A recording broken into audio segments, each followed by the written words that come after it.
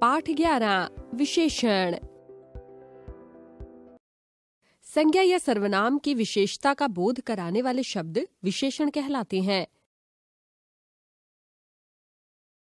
वह कुत्ता काला है। ताजमहल सफेद संगमरमर से बना है।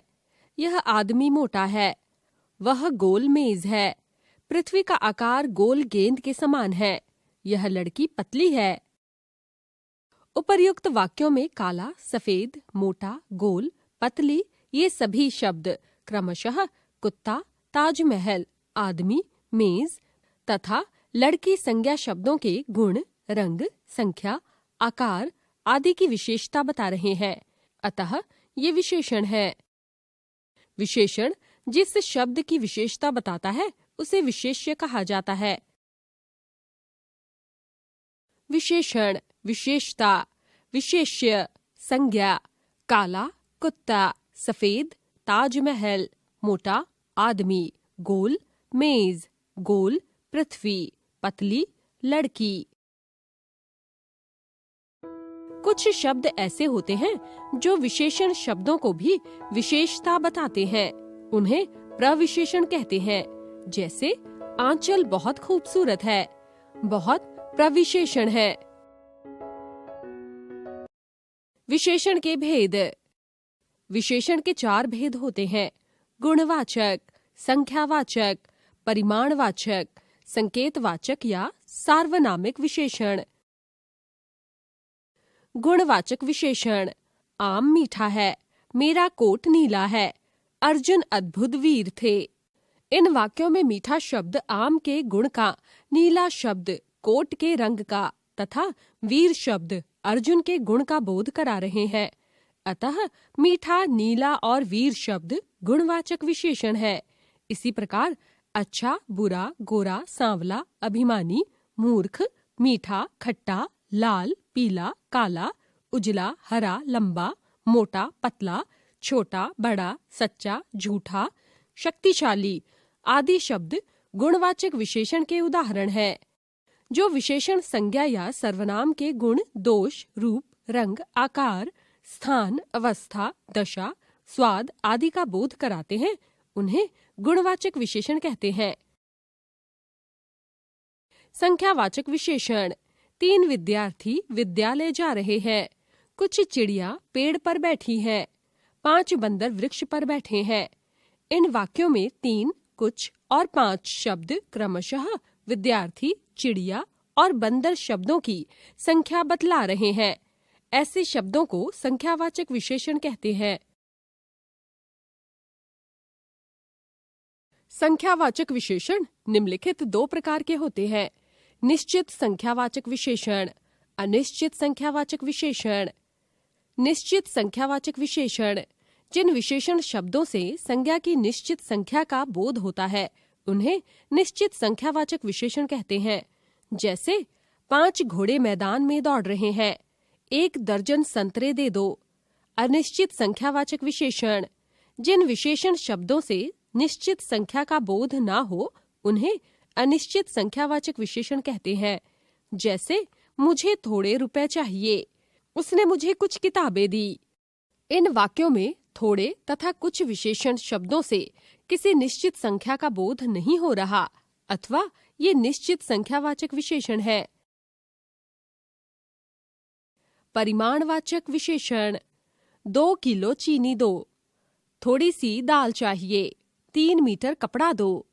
इन 3 वाक्यों में 2 किलो, थोड़ी सी तथा 3 मीटर शब्द क्रमशः चीनी, दाल तथा कपड़ा संज्ञा शब्दों का परिमाण बतला रहे हैं।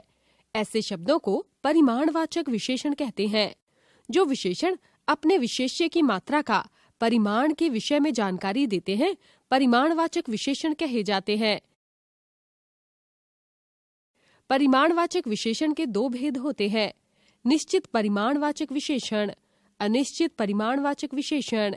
निश्चित परिमाणवाचक विशेषण: विशेष्य की निश्चित मात्रा का बोध कराने वाले शब्द निश्चित परिमाणवाचक विशेषण कहलाते हैं।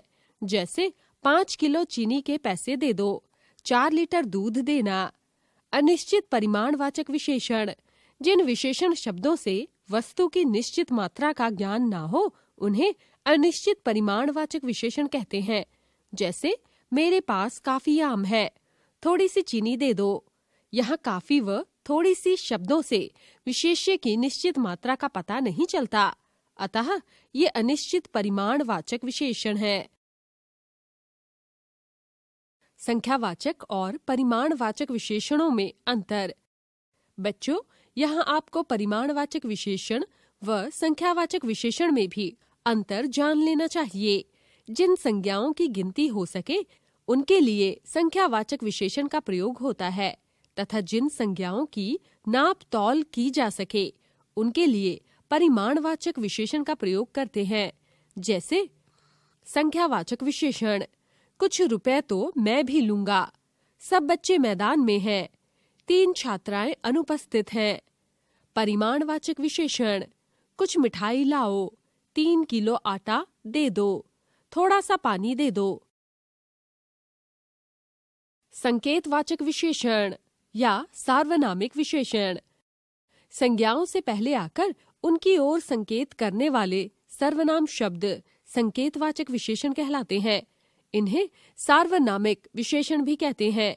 जैसे यह घर नेहा का है, वे लड़के तो भाग गए, वह स्कूल मेरा है।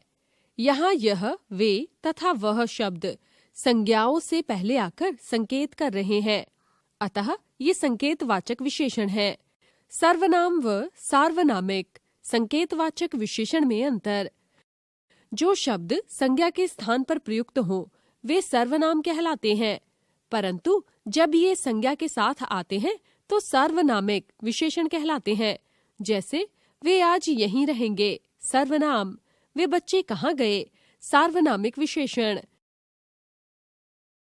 विशेषणों की तुलना। निम्नलिखित वाक्यों को ध्यान से पढ़िए। मदन एक अच्छा लड़का है, तरुण मदन से अच्छा लड़का है, प्रियंक सबसे अच्छा लड़का है।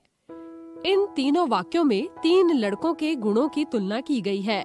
मदन अच्छा लड़का है किंतु तरुण मदन से ज्यादा अच्छा है तथा प्रियंक इन दोनों लड़कों से अर्थात सबसे अच्छा है। संज्ञा या सर्वनाम के गुण या दोष की तुलना करने को ही विशेषण की अवस्थाएं कहते हैं। विशेषण की 3 अवस्थाएं होती हैं: मूलावस्था, उत्तरावस्था, उत्तमावस्था। मूलावस्था। मूलावस्था में विशेषण का सामान्य प्रयोग होता है, किसी के साथ तुलना नहीं की जाती। जैसे राकेश मूर्ख है, नेहा सुंदर है, विनीता परिश्रमी है। उत्तरावस्था। जब किसी विशेषण द्वारा 2 व्यक्तियों, वस्तुओं या प्राणियों आदि की तुलना की जाती है तो उसे विशेषण की उत्तरावस्था कहते हैं। जैसे राजेश राजेंद्र की अपेक्षा मोटा है, अनीता अनुराधा से अधिक लंबी है। इन वाक्यों में 2 व्यक्तियों के गुणों की तुलना की गई है, अतः इसमें प्रयुक्त विशेषण शब्द अपेक्षा मोटा और अधिक लंबी उत्तरावस्था में प्रयुक्त हुए हैं। उत्तमावस्था। इसमें 2 या 2 से अधिक वस्तुओं या व्यक्तियों की तुलना करके किसी एक को सबसे कम या अधिक बताया जाता है। जैसे नीता सबसे सुंदर लड़की है, राजू सबसे अधिक मोटा है। तत्सम शब्दों को उत्तरावस्था तथा उत्तमावस्था में परिवर्तित करने के लिए मूलावस्था में क्रमशः तर और तम प्रत्यय जोड़ते हैं। जैसे विशेषण की अवस्थाएं: मूलावस्था, उत्तरावस्था, उत्तमावस्था। सुंदर, सुंदरतर, सुंदरतम। प्रिय, प्रियतर, प्रियतम। उच्च, उच्चतर, उच्चतम। गुरु, गुरुतर, गुरुतम। निकट, निकटतर, निकट। केवल गुणवाचक, अनिश्चित संख्यावाचक और अनिश्चित परिमाणवाचक विशेषणों की तुलनात्मक अवस्थाएं होती हैं, अन्य विशेषणों की नहीं। विशेषण शब्दों की रचना। विशेषणों की रचना मुख्य रूप से 4 प्रकार से की जाती है: संज्ञा द्वारा, क्रिया द्वारा, सर्वनाम द्वारा, अव्यय द्वारा। संज्ञा द्वारा विशेषण की रचना। संज्ञा द्वारा विशेषणों की रचना। संज्ञा विशेषण। रोग, रोगी, भारत, भारतीय, अपमान, अपमानित, आदर, आदरणीय, नगर, नागरिक, सच, सच्चा, अनुभव, अनुभवी, चमक, चमकीला, पुरुष, पुरुषार्थ या पौरुष, वर्ष, वार्षिक, दया, दयालु, दो, दूसरा, दान, दानी, मामा, ममेरा, राष्ट्र, राष्ट्रीय, घृणा, घृणित, ग्राम, ग्रामीण, लालच, लालची, इच्छा, इच्छित, चाचा, चचेरा, देश, देशी, स्थान, स्थानीय, पूजा, पूज्य, तीन, तीसरा, मास, मासिक। क्रिया द्वारा विशेषणों की रचना। क्रिया विशेषण। भागना, भगौड़ा, खाना, खाऊ, बेचना, बिकाऊ, पीना, पियक्कड़, सजना, सजावटी, लड़ना, लड़ाकू, खेल, खिलाड़ी, हंसना, हंसोड़, तैरना, तैराक, चलना, चलती, सड़ना, सड़ियल, पढ़ना, पढ़ाकू। सर्वनाम द्वारा विशेषण की रचना। सर्वनाम विशेषण। मैं, मुझसा, यह, ऐसा, जो, जैसा, कौन, कैसा, तुम, तुम्हारा, वह, वैसा। अव्यय द्वारा विशेषणों की रचना। अव्यय विशेषण। बाहर, बाहरी, नीचे, निचला, भीतर, भीतरी, पीछे, पिछला, ऊपर, ऊपरी, आगे, अगला। हमने सीखा। संज्ञा या सर्वनाम की विशेषता का बोध कराने वाले शब्द ही विशेषण कहलाते हैं। विशेषण जिस शब्द की विशेषता बताता है उसे विशेष्य कहा जाता है। विशेषण के 4 भेद होते हैं: गुणवाचक, संख्यावाचक, परिमाणवाचक, संकेतवाचक। विशेषणों की रचना 4 प्रकार से की जाती है: संज्ञा द्वारा, क्रिया द्वारा, अव्यय द्वारा, सर्वनाम द्वारा।